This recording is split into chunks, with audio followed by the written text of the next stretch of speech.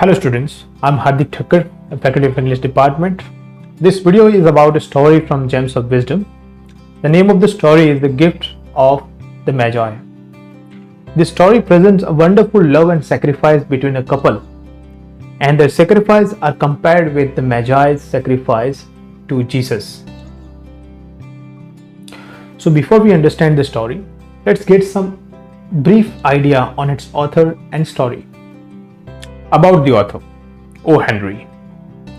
Born William Sidney Porter in 1862 and died in 1910. He is better known by his pen name O. Henry.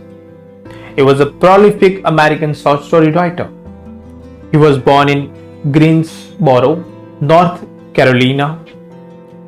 His favorite subject was the ordinary people in New York City. Surprise endings and a twist in the plot were the essence of his stories. He started to write short stories to earn money to support his daughter Margaret. His first work, Whistling Dick's Christmas Stocking, appeared in McCullers magazine. In 1904, his first collection of short stories entitled Cabbage and Kings was published.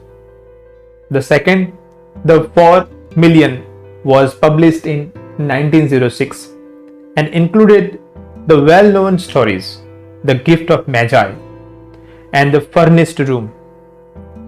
During his lifetime, O. Henry published 10 collections and over 600 short stories.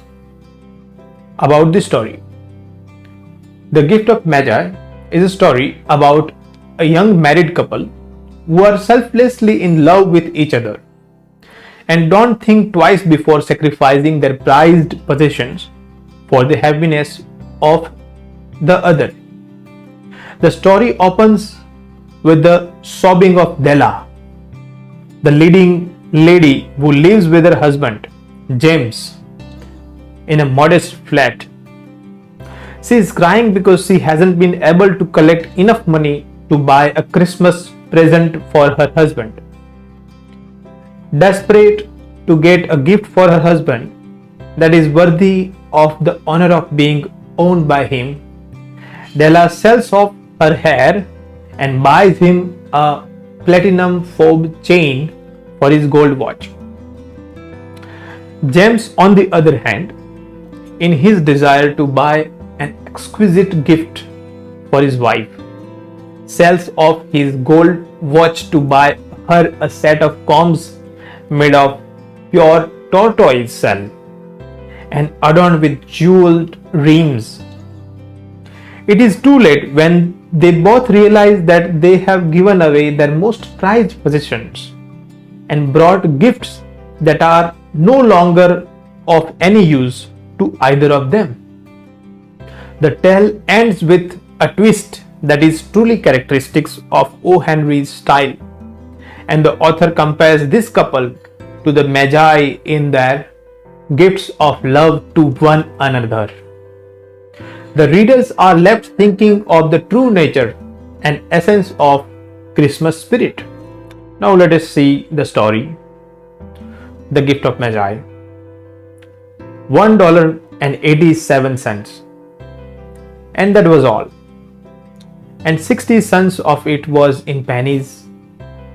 Pennies saved 1 and 2 at a time by bulldozing the grocer and vegetable man and the butcher, until one's cheek burned with the silent imputations of parsimony that close dealing implied.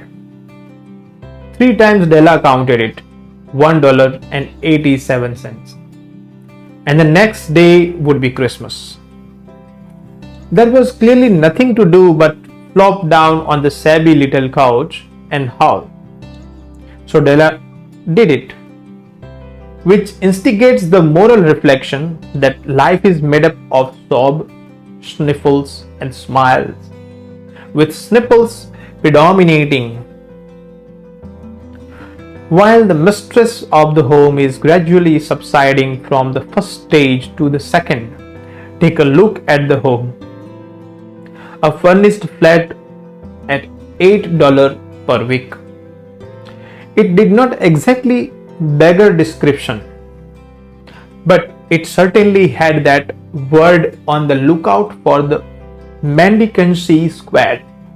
In the vestibule below was letterbox, into which no letter would go, and an electric button from which no mortal finger could coax a ring.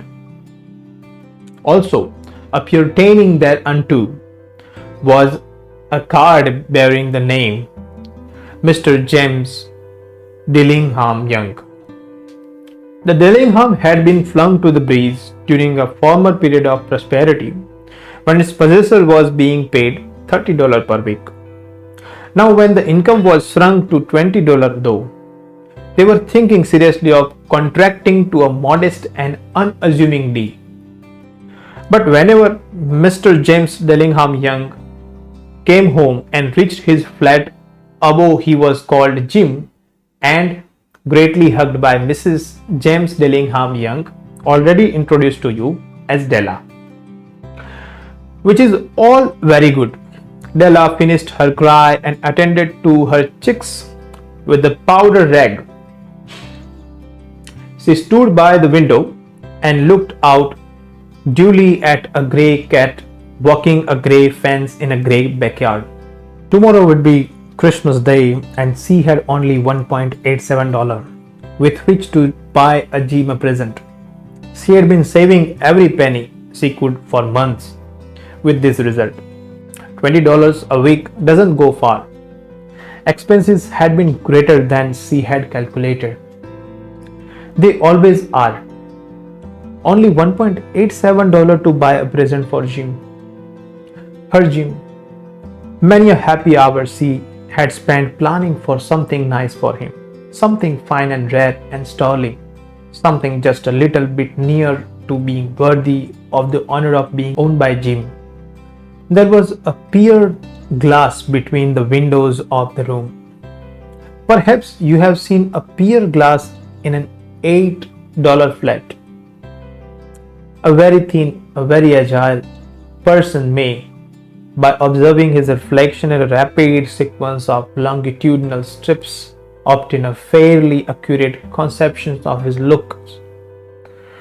Della, being slender, had mastered the arts. Suddenly she whirled from the window and stood before the glass. His eyes were shining brilliantly, but her face had lost its color within 20 seconds. Rapidly she pulled down her hair and let it fall to its full length. Now there were two positions of the James Dillingham Youngs in which they both took pride, mighty pride. One was Jim's gold watch that had been his father's and his grandfather's. The other was Della's hair. Had the Queen of Sheba lived in the flat across the airsoft, Della would have let her hair hang out the window some day to dry just to deprecate Her Majesty's jewels and gifts. Had King Solomon been the janitor, with all his treasures piled up in the basement, Jim would have pulled out his watch every time he passed just to see him pluck at his beard from the envy. So now Della's beautiful hair fell about her, dripping and shining like a cascade of brown waters. It reached below her knees and made itself almost a garment for her. And then she did it up again nervously, quickly. Once she faltered for a minute and stood still while a tear or two splashed on a worn red carpet. On went her old brown jacket. On went her old brown hat. With a whirl of skirts and with the brilliant sparkles still in her eyes, she fluttered out the door and down the stairs to the street, where she stopped the sign and read, Sofronies, hair goods of all kinds. One flight up Della ran and collected herself, panting. Madam, large, two white chilly hardly looked the Sofronies.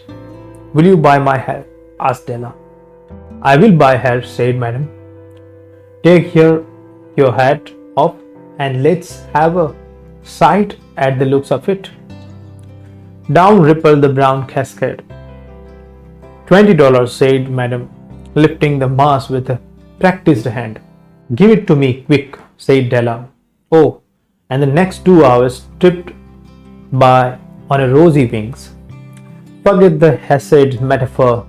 She was ransacking the stores for Jim's presents. She found it at last. It surely had been made for Jim and no one else. There was no other like it in any of the stores. She had turned all of them inside out. It was a platinum fob chain, simple and chaste in design, properly proclaiming its value by substance alone, and not by meretricious ornamentations, as all good things should do. It was even worthy of the watch. As soon as she saw it, she knew that it must be the Jim's. It was like him, quietness and value. The descriptions applied to both. $21 they took from her for it, and she hurried home with the 87 cents. With that chain on his watch, Jim might be properly anxious about the time in any company. Grand as the watch was, he sometimes looked at it on the sly on account of the old leather strap that he used in place of the chain. When Della reached home, her intoxication gave way little to prudence and reason. She got out her curling irons and lighted the gas and went to work repairing the ravages made by generosities added to love, which is always a tremendous task. Dear friends, a mammoth task. Within the 40 minutes of her head was covered with tiny close lying curls that made her look wonderfully like a town school boy. She looked at her reflection in the mirror long, carefully and critically. If Jim doesn't kill me, she said to herself, before he takes a second look at me, he will say I look like a Coney Island chorus girl. But what could I do? Oh, what could I do with $1.87? At 7 o'clock the coffee was made and the frying pan was on the back of the stove and ready to cook the chops.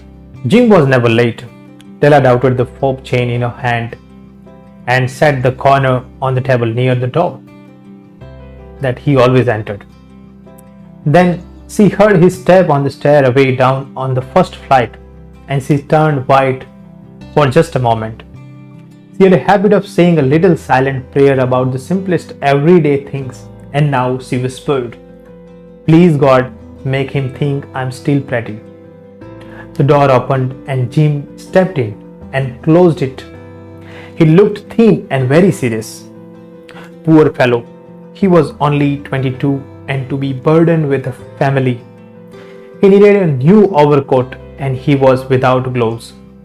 Jim stopped inside the door as immovable as a setter at the sense of quail. His eyes were fixed upon Della, and that there were an expression in them that she could not read, and it terrified her. It was not anger, not surprise, not disapproval, not horror, not any of the sentiments that she had been prepared for. He simply stared at her fixedly with that peculiar expression on his face. Della wiggled off the table and went for him. Jim, darling, she cried, don't look at me that way. I have my hair cut off and sold because I couldn't have lived through Christmas without giving you a present. It will grow out again. You won't mind, will you? I just had to do it. My hair grows awfully fast. Say Merry Christmas, Jim, and let's be happy. You don't know what a beautiful, nice gift I have got for you. You have cut off your hair? Asked Jim, laboriously, as if he had not arrived at the patent fact yet, even after the hardest mental labor. Cut it off and sold it, said Della. Don't you like me just as well anyhow? I am me without my hair, ain't I? Jim looked about the room curiously. You say your hair is gone? He said with an air almost of idiocy. You needn't look for it, said Della. It's sold. It is sold. I tell you, sold. And gone too. It's Christmas Eve, boy. Be good to me, for it went for you. Maybe the hairs of my head were numbered. She went on with a sudden serious sweetness. But nobody could ever count my love for you. Shall I put the chops on, Jim? Out of his trance, Jim seemed quickly to wake. He enfolded his Della. For 10 seconds, let's regard with discreet scrutiny some inconsequential object in the other direction. $8 a week or $1 million a year. What is the difference? A mathematician or a wit would give you a wrong answer. The Magi brought valuable gifts, but that was not among them. This dark assertion will be illuminated later on. Jim drew a package from his overcoat pocket and threw it upon the table. Don't make any mistake, Della, said he. About me, I don't think there is anything in the way of a haircut or shave or shampoo that could make me like my girl any less. But if you unwrap that package, you may see why you had me going a while at first. White fingers and nimble tore at the strings and peppers, and then ecstatic screams of joy, and then, alas, a quick feminine change to hysteric tears and wail, necessitating the immediate employment of all the comforting powers of the Lord of Flat. For there lay the combs, a set of combs, side and back, that Della had worshipped long in Broadway window. Beautiful combs, pure tortoise shells with jewels ring, just the shades to wear in the beautiful vanished hair. They were expensive combs, she knew, and her heart had simply craved and yearned over them without the least hope of possessions. And now they were hers, but the treasures that should have adorned the coveted adornment were gone. But she hugged them to her bosom, and at length she was able to look up with dim eyes and a smile and say, "My hairs grow so fast, Jim." And then Della lifts up like a little singed cat and cried, "Oh, oh." Jim had not yet seen his beautiful present. She held it out to him eagerly upon her open palm. The dull, precious metal seemed to flash with the reflection of a bright and ardent spirit. "Isn't it a dandy, Jim? I hunted all over town to find it. You'll have to look at the time 100 times a day now. Give me your watch. I want to see how it looks on it." Instead of obeying, Jim tumbled down on the couch and put his hand under the back of his head and smiled. "Then," he said, "let's put our Christmas present away and keep them a while. They are too nice to use just at present. I sold the watch to get the money to buy you the combs. And now suppose you put the chops on." The Magi, as you know, were wise men, wonderfully wise men, who brought gifts to the babes in the mangers. They invented the art of giving Christmas presents. Being wise, their gifts were no doubt wise ones, bearing the privilege of exchange in the case of duplication. And here I have lamely related to you the uneventful chronicle of two foolish children in a flat who most unwisely sacrificed for each other the greatest treasures of their house. But in last word to the wise of these days, let it be said that of all who give gifts, these two were the wisest. Of all who give and receive gifts, such as they are wisest. Everywhere they are wisest. They are the Magi.